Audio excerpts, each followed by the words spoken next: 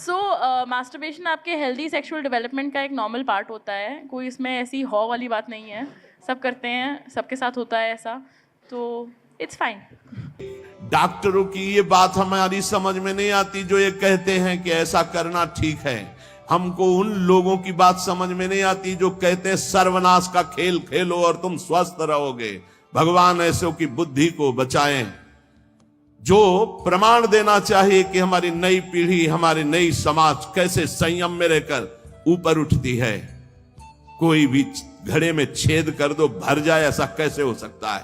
चलनी में गैयादू है, दोष दैव को दे, हरिगुरु कहो न माने। कैसा कलयुग बढ़ गया है कि प्रमाण दिया जाता है सीरियल नौटंकी नाटकों से और डॉक्टरों से। कैसी बुद्धि भ्रष्ट हो गई है उपदेश देने वालों की।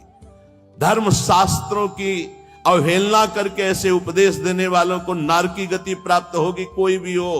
क्यों? क्योंकि वो जब ऐसा उपदेश कर रहा है तो स्वयं उसकी ऐसी धारणा है। और व्यभिचारी की गति कभी शुभ नहीं हो सकती। व्यसनी धन शुभ गति व्यभिचारी कभी नहीं हो सकती।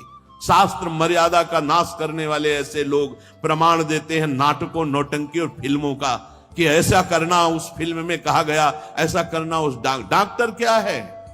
शरीर संबंधी अंगों का ज्ञान रखने वाला है, ना कि वो परमार्थ विजयी योद्धा है। वो काम, क्रोध, लोभ, मोह, मद इनका ऑपरेशन करना जानता है क्या? इतना चाहे जितना तुम डिग्री ले लो, इस शरीर का तुम ज्ञान रख सकते हो, लेकिन मन का और बुद्धि का और परमात्मा तत्व का ज्ञान प्राप्त करने वाले महापुरुषों की, ब्रह्म ऋषियों की वाणियों का खंडन करने का अधिकार नहीं है। उन्हीं की बात से हमारा परमार्थ शुद्ध होता है। शरीर में जितनी पावर शक्तियां हैं वो सबका अंतिम रूप वीर्य है।